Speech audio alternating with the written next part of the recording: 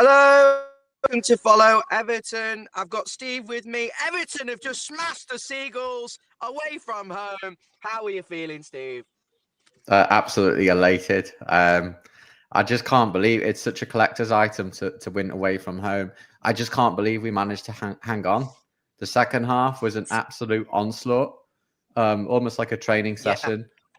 But obviously back-to-back wins. It's really something that we've not seen for ages. Congratulations to Everton and to David Moyes on 700 games, only 110 behind Alex Ferguson now, and the fans singing his prayers. A clean sheet. Overall, it was one to kind of chalk off and say that's an amazing away result. Just before bringing Jan, Steve, welcome to Follow Everton. This is the match reaction. Everton have beaten Brighton.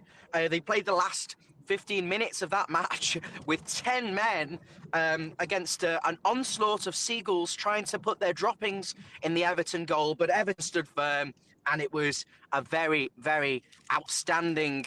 I'm running out of superlatives to say how well Everton defended, and just to add to that, Jan will come in now. Hey, yeah, it was a fantastic. Sorry, I've just been grooming the dog during the football. I've got white hairs all over me.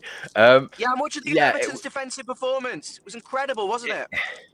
It was fantastic that we managed to hold on. I thought that there were times that I really thought we were going to be.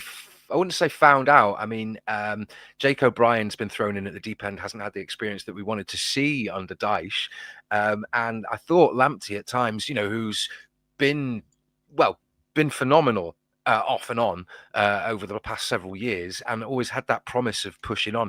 And he really did threaten. And Belieber, is that his name? Belieber for Brighton was they were always constantly quick on the ball, and Matoma chasing everything down. But equally, we were very good at doing that. And it was just, to me, I think the game was a series of catalogues of almost catastrophes of that's Everton, that DCL, injury, Mangala, better, just every little thing that seemed to go wrong, like the touches. It was like a little bit like playing a game of FIFA or watching a game of FIFA when the machine was just not letting you win, Yeah.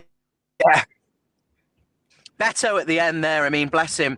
This guy, he has been feeding on scraps for 90 minutes in that match, and he was still giving everything he possibly could. He was likely injured, and I think if he'd have had a bit of fresh legs, or if Everton had had a number 9 on the bench with fresh legs, maybe they could have just poached something against Brighton as they got more and more desperate. Steve, we didn't have a lot of attacking input in that match, in all honesty, but do you need to if you can grind a result like that?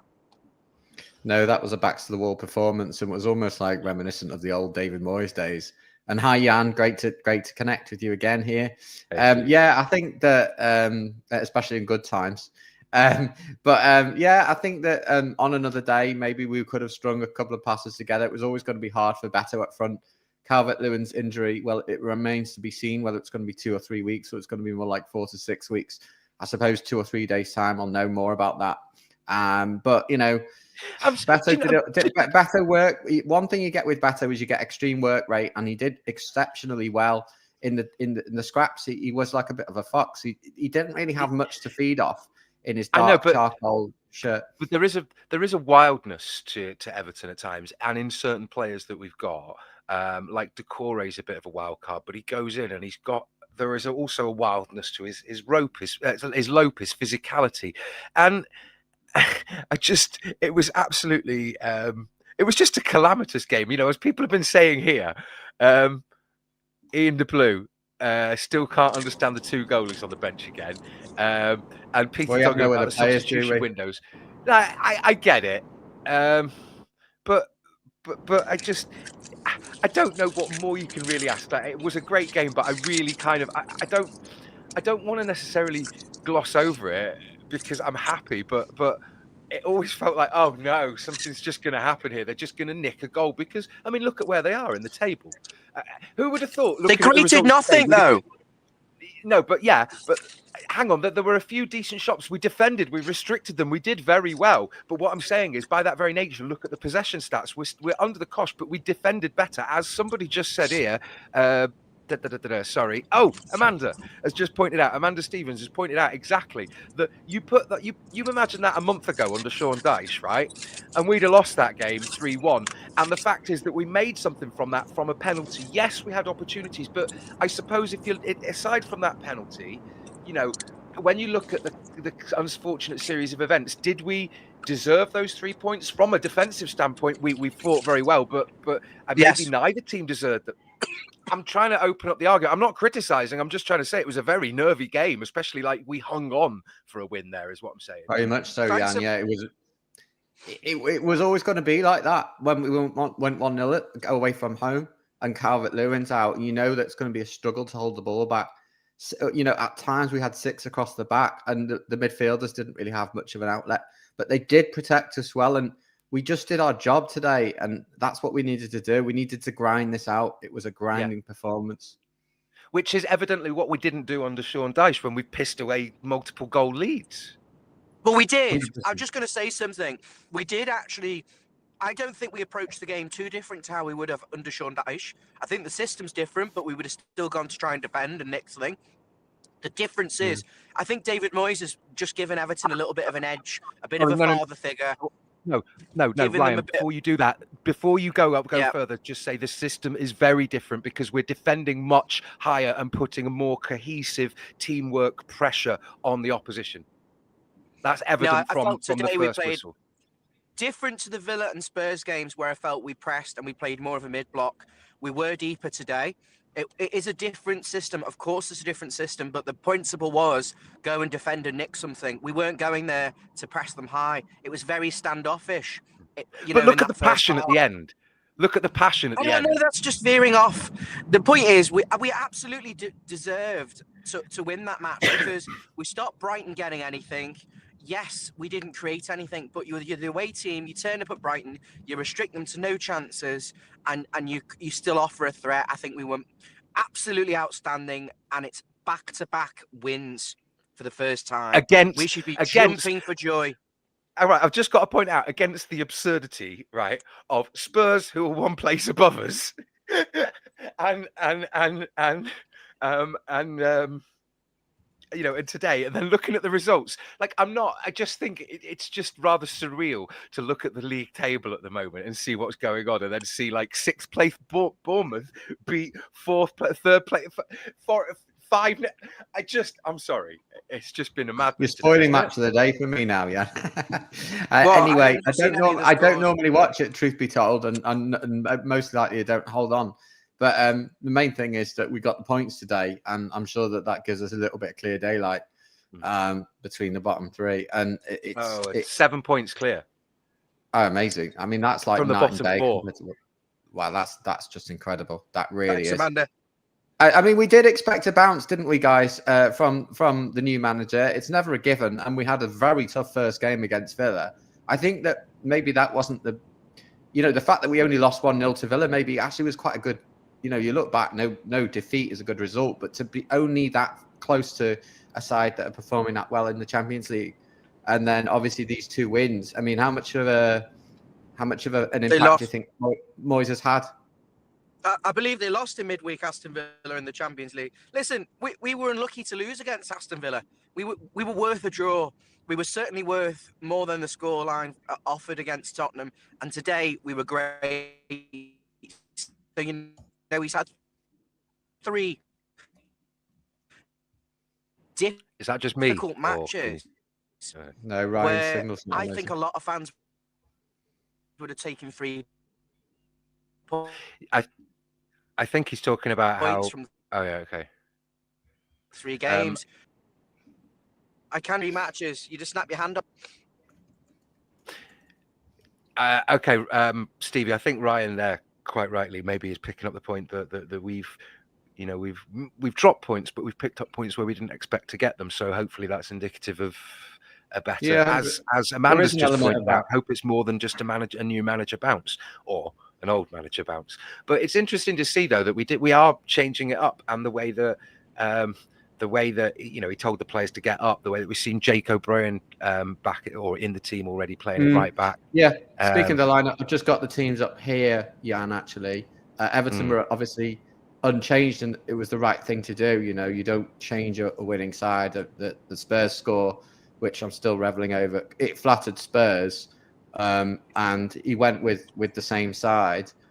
But you know, going into this game, I thought it would be good if we got a point. And obviously, in other games gone by, we've actually done quite well against Brighton. But this was a very different game to that of the 5-1, wasn't it? It's, I mean, the game today was very nervy. It looked like, ignoring the penalty, it looked like it was going to be, you know, from open play, the kind of thing that would be a scrappy goal, like the pinging pinball in the box from blocked shots or something like that, because we were restricting them. The fact that you know, that they had so much possession, so few shots, and that we defended. I mean, look at the corners, look at the, I mean, maybe not the statistics, but when you're watching the match, you know, forgive me, that was a game in which we were very much under pressure, but it didn't necessarily feel like we were a League Two team going up against Barcelona. It was, we were setting up more of a solidified look. Okay, if they're going to do that, we're going to do this, not because it's what we have to do, but it's how you counter it. And then, as Ryan said, yes, we went with what seemed to be an avenue to win the match, which previously we haven't seen. So to me, it's more than just the manager bounce; it's a change in mentality. Because, as somebody said, these are the same players that were playing weeks ago, and look at the difference in performance. Now it's like they go out. And you're like, fuck yeah, they're playing. They want to win. They've got another 10% at least in the yards. Ryan, Can at we the also moment, just... I'm not sure whether you can see, but I've got the lineup. So I was just curious from you two as to where. Go on,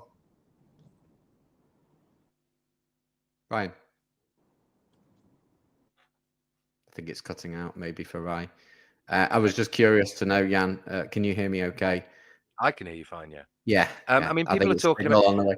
If there was anyone in particular that you want to single out, or did you see this as just a very good team performance to get the result that we needed, and they kept the heads? I think Mykolenko was more involved in the play, so that we weren't necessarily, he wasn't so isolated and disjointed, which becomes easier for a player in that position who's not going to get forward or going to be at the fringes on the wing. If they're not necessarily integrated into the team and supported, they're so easy to isolate because they're not involved in much play other than being caught out or not contributing stuff. So then you criticize them. But he was a lot more involved in the game. I thought Lindstrom was a lot more... go for about 2. Okay, and I thought Lindstrom was a lot more physical and involved in the game, and he wasn't just like a super stub coming in to make an impact. And Dye obviously made a huge impact, and Calvert-Lewin was driving forward with this sort of direction and motivation behind his play. Like, he had an action plan as well. It was immense. It was night and day, as you say, between the Everton of a month ago.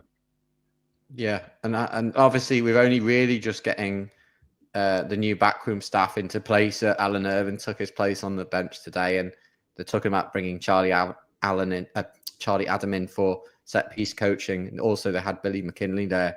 Leighton Baines was very active on the touchline with Moyes. So they're really only just getting everything sorted. And, you know, we shouldn't get too carried away with this, but the 6 points is just enormous. When you think about it, we couldn't find a goal for goodness knows how long in, you know, all right, we didn't score from open play today, but it's really put a massive confidence boost into these players going into the back 17 matches of the season. I'm just trying to find out what people might be talking about as. Yeah, we'll get get some comments and keep liking. We're actually 15 subscribers from 3,000. If you are the 3,000th subscriber, I would like to think that we will organize something special for you. So please keep subscribing. You happen to be the 3,000th subscriber. It's not going to be a check for £3,000, but you just never know. Yeah, Ryan, I was just saying that whoever ends up being the 3,000th subscriber, we'll organize something special for them. It may well just be a little message on Twitter, but X, formerly Platter. But it might be something more special than that. I'm not going to promise anything. What do you do when there's a sudden flurry of subscribers and you can't identify who the 3,000th is? We will draw a lottery from the... actually, let's do that. Anyone who subscribes between now and just over the 3,000 We will look at all your names and then we will draw you out. And if you Call me a cynic, Ryan will... but I kind of think that the people... Oh, never mind. Yeah. Anyway, Anyway, we've got nearly 500 of you watching. If you're not watching on Twitter, come over to YouTube and help us reach that target. Can I talk about? I don't want to be something about the match, please? Yeah. Hello. I was listening. I could hear everything, but for some reason, when you go past Halewood, Finch Lane, near Finch Farm, the signal just goes. If we're going to be hypercritical about this performance, we can say we need to back David Moyes in the market because he deserves to have the chance to have a go with this team. But Doucouré, for me, was really poor, and he kept giving the ball away, slowing every attack down, and he couldn't trap a bag of cement. So we needed an option there in the number 10 who's got a bit of physique, not too lightweight, to come on, who can carry the ball and kind of link the play.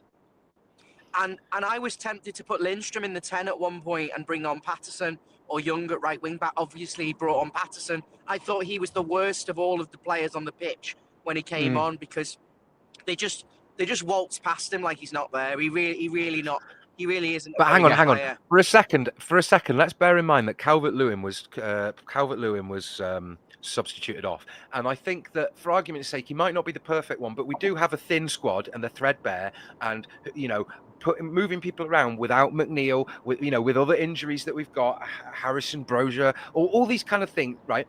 I do think that you're gonna end up exposing yourself, and with the way that we were set up with DCL to jump, to knock the ball on, and the kind of nightmare or handful that Doucouré could have been initially, I can see how that was set up, but then changing that setup, bringing Beto on, and then being put, changing the way that you prepare for a game because of an unplanned change, I think it shows also resilience, plasticity, and good discipline from the team to then go, okay, well, we're maybe not firing on all cylinders or approaching this game as we planned, but we know our fundamentals and we can sit back and soak this up and hold on to the win. Yeah. I do feel sorry for Beto, who you just talked about then, because let's give him credit. He won the penalty with his running and endeavour, but we didn't really give him any service. No crosses, no through balls. It was a bit hopeful.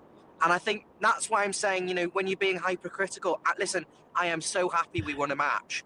2 matches in a row, kept the clean sheet. But he's not getting that. He's not getting that service because maybe we were set up to ping those balls forward for DCL to chest or to head on or flick on, for Doucouré to run on and then feed him again. We shouldn't be doing that because it doesn't work. Yeah, but if we're not set up to do that because Beto doesn't have that style of play, then it's going to then isolate both him and Doucouré, just in my mind. I don't think it works. I don't think either of that system worked. Calvert-Lewin actually got injured because we launched it aimlessly and he's landed awkwardly, or he's tried to stretch for a header he's never going to win unnecessarily. So for me, I don't think that was the right way to go. I think, yes, we could bully the Brighton centre-backs, but we lacked composure. Listen, there's one thing about Beto. Beto, because he's so starved and he's so hungry by the time he gets a chance, he makes bad decisions. There was one later on where he should have slipped in and died. 3-on-2 or 3-on-1, and he should have slid it across the 6-yard box, He should have passed it to Ndai on the left. He would have been perhaps in a 1v1. And then there was one late where the angle had gone and he could... No, there was one where the angle had completely gone and he still took a shot and he should have pulled it back for a tap-in. But that's what happens if you're absolutely desperate because you've not had an opportunity. You can do things like that. But I think if he's composed and he's playing in a good team and he's relaxed, he makes better decisions. That's just my opinion anyway. Beto? I mean, Beto would have gone into this game. I think if he was in a... He would have gone into this game thinking he's going to get 10 minutes at the end, right? On the back of Calvert-Lewin's best performance, which is the bittersweet part of this match. Calvert-Lewin's best performance came against Spurs, and he's likely to be out, Phil, for probably most of February, let's be honest. And then Beto goes into this game, his mindset can't be like this. So he's done pretty well, I think. He did have the best chance for us in the first half, as well. So it's typical. I mean, I still would have been in the boat of selling Calvert-Lewin in January, regardless of that goal last week, and putting the money into a new number 9 who's going to start for us and he's going to play for 5 years. I wonder now, guys, whether because we've got 2 wins, there'll be a bit more ambition in the market in terms of, is there a reluctance to go and sign players in case we get relegated and get lumbered with massive wages? Now, does that kind of make you think, well, we're going to be all right. We should be fine. Let's go and get some players. Think about this season and next. And back him. If you aim for if you plan for failure and prepare for failure, you're expecting failure. Now, I think when you sign players, there's going to be relegation clauses and wage things like that. There might even be a big star player that they go, fuck it, we'll release you. I have no idea. There are ways around these things, but the whole point is we're not in a great situation, but we're not stuck in the mire of the relegation zone. And if you sign players to improve the squad, the aim is to get them on board, to go, hey, let's keep going, look up the table. No? Yeah. I just want to see David Moyes. You've got to bring someone in now. Yeah, we've got to bring someone in now. I was thinking during that game that he basically should be renamed David Everton Moyes, because he epitomizes everything that is historic about the club, and he basically named it the People's Club from his first interview. So he is the natural fit and has gone straight in and done exactly what we expect him to do. And the players are playing for him. That's great. But will this continue? He's got a 2.5-year contract. Will this continue, or is this a little sort of manager bounce? That's what we kind of want to know. But do keep everything rolling in. We do want to get to 3,000 subs. We're not very far off. So if you're watching and you're not a subscriber, you'll get drawn into Ryan's prize draw where his old microphone. So I'm just going to throw some things out there. Would you have Richarlison or Delafeu back? I mean, let's have Richarlison back. Probably in a heartbeat. Do you not think they'd be interesting together? Let's have a look at some comments. Come on. I'm not in a host role. I can't have access. I can see all the comments. Let's have a look at some comments, guys. Steve, have you got comments? JT, you're there quite a lot. Nice to see you. Lots of regulars here. He says that the squad values dropped lots under Dyche because he basically let people rot on the bench. I don't necessarily agree with that. I don't think O'Brien was fit for most of this. I know that we wanted to get him on and get him playing, but I'm not sure he was. Okay, as an aside, can I just ask you? I'm not going to criticize the quality of signing a player like O'Brien. We have him, and he demonstrated today he's a good player. But it begs the question. At least scrutinize a business decision of signing a player that is going to come with an injury. Whether or not he's good. The fact that we got Broja and he came with an injury. It's ridiculous, isn't it? You have to wonder at some point. Look, Broja was clearly injury prone because Chelsea offloaded him because he struggled to get consistency. I think there was always a chance that Broja was going back to Chelsea. Yeah, can't stay fit. We need to bring in someone. We need Chimiti's out. Calvert-Lewin's going to be out till March. And I'll be surprised if he's back in February. I mean, that's not official, of course. I'd love to see Chimiti come on and light the team up or something. I'm definitely a fan of the Chimiti. It's not going to happen. Beto's going to be You'll be Beto and possibly Michael Keane. Chimiti committee. Yeah! Committee. That's it. I'm definitely. What's that based on exactly? Oh, actually, that's based on what I believe is a terrible, terrible cult film called The Greasy Strangler, where there's a line in it where they're going itty bitty titty committee, if you really want to know. But there you go. That's completely off topic. Thank you for the sense of humour, but I'm actually wondering what the basis of your delusionary opinion is that Chimiti's going to come in and be the saviour when he was an under-19 Portugal youth international we picked up just so that they could sign Gyökeres.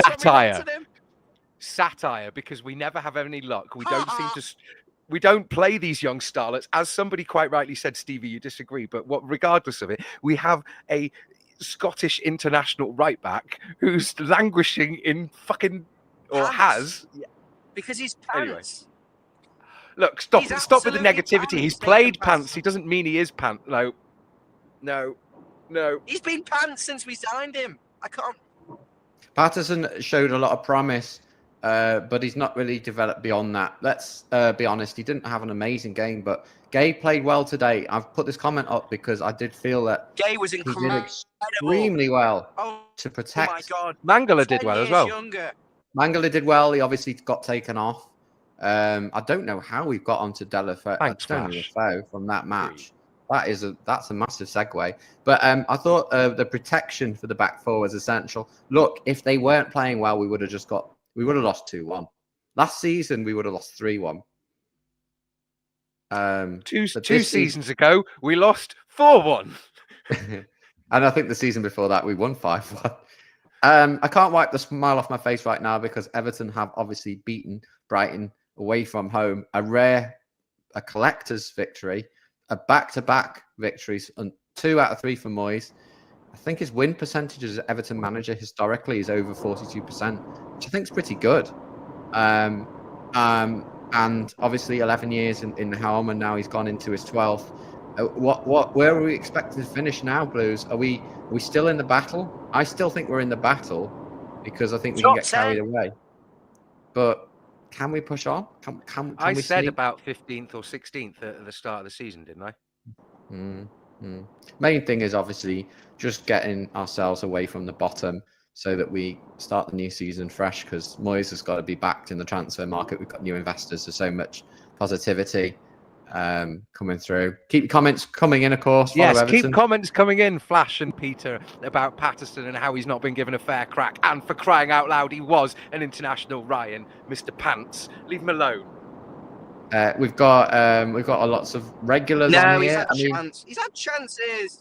Yes, and look, Chamiti was in pre-season. Look, he looks promising. I really was so frustrated he wasn't given more time. Look, I'm not bloody wrong. He scored against Sligo Rovers. He scored against... Shut up, Ryan. Shut up. Go get your Burger King. I don't know, whatever. Just because he scored a goal against... He scored against Sligo Rovers, and I can't say something, it's too rude. But he scored against Sligo Rovers. It's more than how many other goals did we score in pre-season, Ryan? I'm happy to just comments like this are great. Moyes. Oh, David Moyes. Ryan, Moyes epitomised Do you think we need to report someone for drink driving? No, I think we're just not used to winning a game. Hello, Peter. Hello, all your regulars. Great to have you. Hi, Emma, Goodison Blues, Mark Foster. Lots of people come back on the channel. We do tend to get more people when we lose because we do like to have a little mumble grumble. But today we have 500 of you watching now. The rest of you are still celebrating the result. Obviously, there'll be people watching this on the coach back as well. Hello, guys. Don't have too many.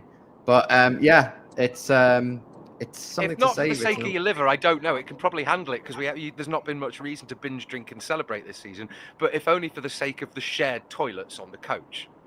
Yeah. Yeah. So we've got to bring in Batter. I don't think Batter is injured, but who plays up front, Mark? You play Michael Keane in a false 9? I don't know. Your guess is as good as mine. That's a very clever, an interesting pun in a false 9. That was very good. Yeah, we have till the 31st, surely, to sign somebody, and you just don't know what's going on. I think 2nd of Feb, I think. Oh, is it? Can we wait? Can we? Surely we could recall Neil Maupay. Don't get started. He's the most spiteful ex-player. Well, he's actually currently an Everton player, isn't he? On loan? I don't know, but yeah, not in a million years. It'd be like it's worse than an Nyarko situation. It's just crazy. What's the anyway? deal with all the you've just joined us. Deulofeu? Is he? What's happening with Deulofeu?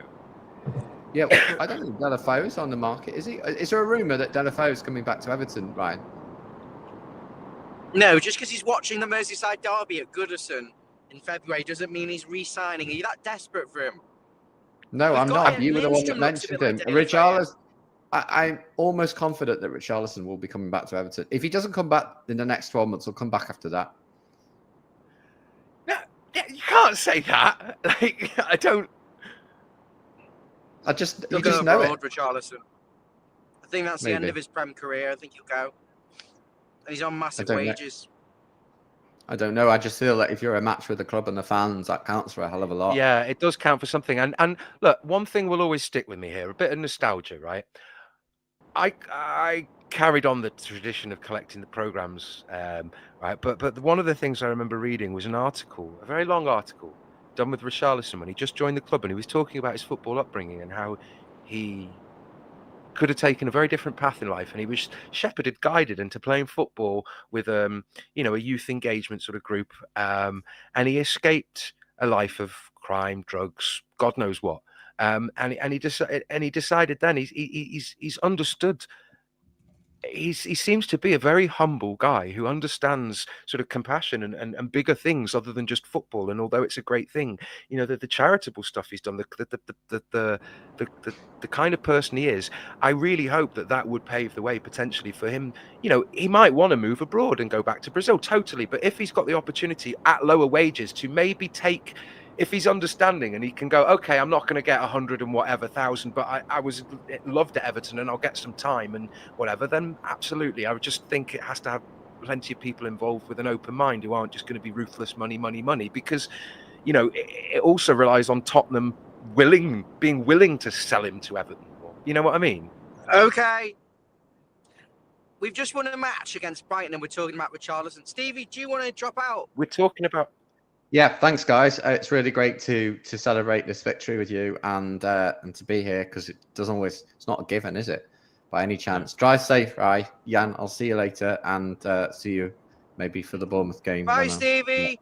Up north. But otherwise, Bye, up the Stevie. Toffees. Great to see everyone. I'll see you on the next. Bye, Stevie. Jan, on that questions for you now. Quick fire. Righty. Everton scored a goal from a penalty. Your favourite player, Iliman Ndiaye. Could you give me your assessment of the penalty and the decision of the ref?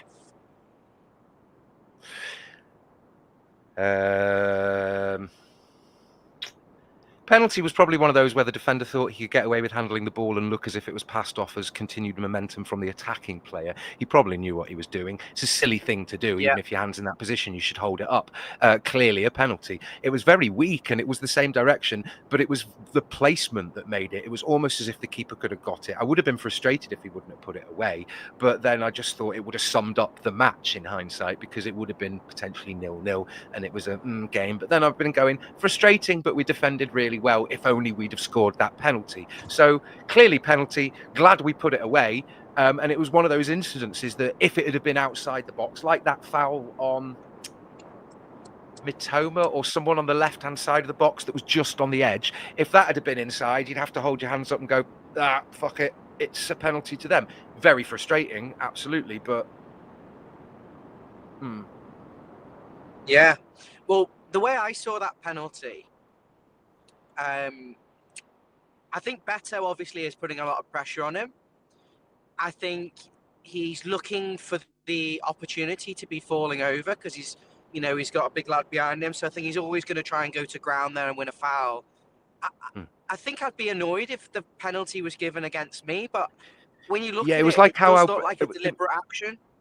It is deliberate. It was like how and it's creeping into a lot of football lately. The double standards, the hypocrisy, and the inability of a referee to look at the true motivation of a player. Look, think of it this way: if a team is at home and they're a goal down, and the attacker's chasing a ball, and he's got maybe a defender a foot behind him who's jostling for him, and then the attacker goes down, and sometimes the referee thinks, oh, it's the home team, he's gone down looking for a penalty, and you go, no, he fucking hasn't. He's about to get a shot off and possibly, or at least in his mind, score a goal. On what planet would he lose that advantage? And it's just so frustrating. And the number of times that referees buy into it, like, was it Mitoma when he went down and O'Brien had got that perfectly timed tackle towards the end, and he falls down holding his knee, looking up at the ref as if, I'm going to get it here because I'm just buying it for the spectacle. And it's so frustrating. Yeah. Like, And they need to train defenders as well. Like I think we saw it today. Mykolenko ended up conceding a free kick because he had his hands on the Brighton player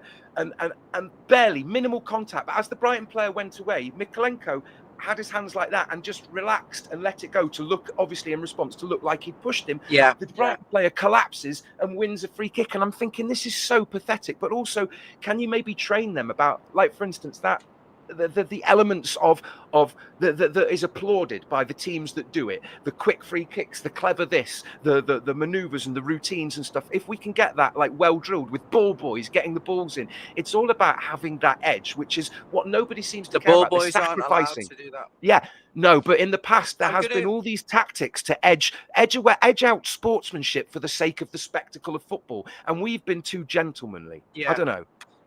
I've only got 9 minutes left, so I'm going to move on. I'm going to come back to Everton's gamesmanship, time wasting. I'm just going to talk a little bit more about the penalty then. So the penalty was given. What did you think of the Brighton fans waving the £5 notes at the ref? Oh, well, I mean, for crying out loud, you have to look at it this way. People who do, I'm not going to pass judgment on individuals, but people who do those kind of things when we're saying, look at the spectacle they've made, they're so deeply in the moment of their emotion in that moment that they're thinking, oh, I'm going to film this for TikTok and social media, make a joke about referees and bribe because they're home, and they're going to think, oh, we're hard done by, all this kind of stuff, mob mentality. It's stupid, but I'm not going to judge someone because I've done stupid things. And I think it's Jeff Daniels or in the newsroom when he talks about, I sincerely hope we're not judged on our weakest moments, because think of some of the things that some people have shouted at football. I don't shout offensive stuff, but oh my God, I get angry. I've shouted at referees, things like, no, never mind. The Seagulls were left with bird droppings all over their face as Illiman wheeled away. The bribery from the fans went nowhere. The ref didn't fancy £5 Scottish. Ndiaye slots his penalty away. He tried to give the keeper the eyes, but the keeper, he did well, but he wasn't close enough. And I think we were a little bit lucky that went in, although it was perfectly placed. There wasn't a lot of power on the ball, and I think, I'm digging myself a hole. Great penalty. But he wheels away, and he does a gesture of a bird. Can we please talk about the fight at the end, please? But come into that. Fucking hell. He wheels away. He's flapping like a bird. Is that worthy of a yellow card? Bear in mind, the Brighton fans are putting fingers up at him, making gestures. What do you think of all of that? Again, it's the stupid. I've had this conversation with plenty of people recently, where you're expected to hold yourself to a ridiculously high standard. You bend and accommodate, like we approached the FA and all this over FFP compliance. All this, you try to accommodate everything, and the moment you step a toe over the line, it's like people. I don't know, people watching this, you've ever worked in a workplace where you'll bend over, that you'll do twice as much work as anyone else, assume other duties and responsibilities, and yet just because you come in like 5 minutes late now and then, even though you're the first to pick up overtime, HR decide to bend you over and really, right? And you're thinking like, what kind of asshole world are we living in? Anyway. So I think it's stupid. It's like when you get referees... Look, if he's going to get a yellow card for that, why don't any of the Brighton players get a yellow card for their continued protests? If you're going to be that officious and turn it into the rule of law rather than the spirit of the game. The Brighton players couldn't believe it. They should have been swarming the ref. I think the Brighton players should have been booked, not Ndiaye. But anyway, the Everton's gamesmanship then, they go down to 10 men at one point because Mangala gets injured and we'd used all of our substitution periods. No, dude, look at Kazuri Kiyosaki's comment there and diced it about is it a reincarnation of you what? Can't look at any of that sorry, you can't get it. But basically, everyone, Kazuri's just pointed out that Ndiaye has copied Richie's pigeon or reincarnated it. The pigeons turn into the seagull. The flapping bird. Talk to me a little bit. I've only got 6 or 7 minutes. Talk to me a little bit about the way Everton managed the game to see it out, ensure they got the 3 points. It's fantastic. It's fantastic. 10 men.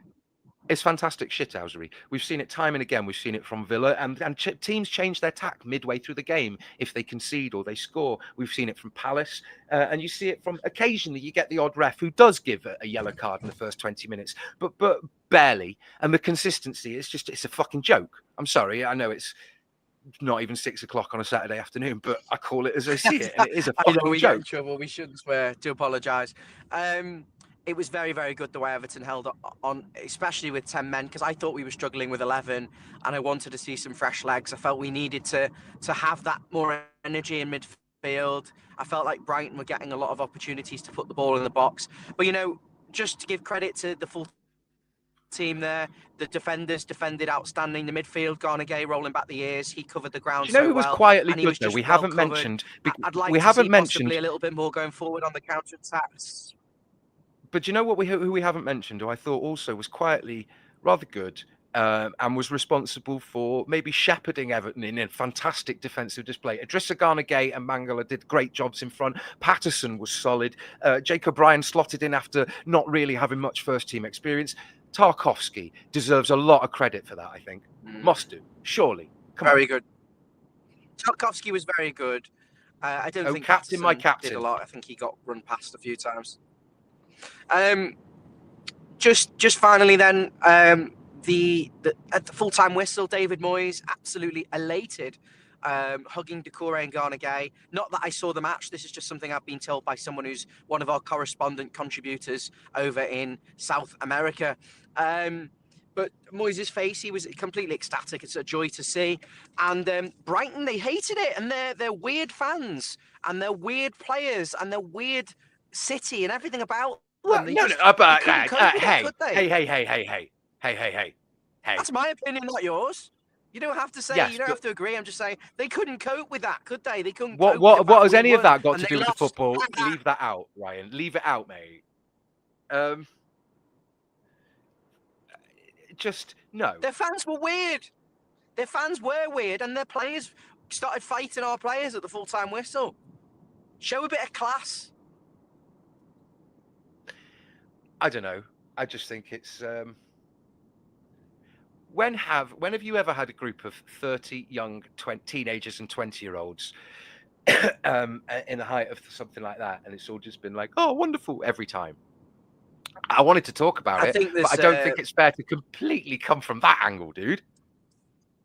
There's respect and there's courtesy, and I think the way that Brighton handled that loss was, appalling. It was embarrassing. That's better. Yes, it was. I don't want you to get in trouble for being like calling fans and players and staff and everything weird.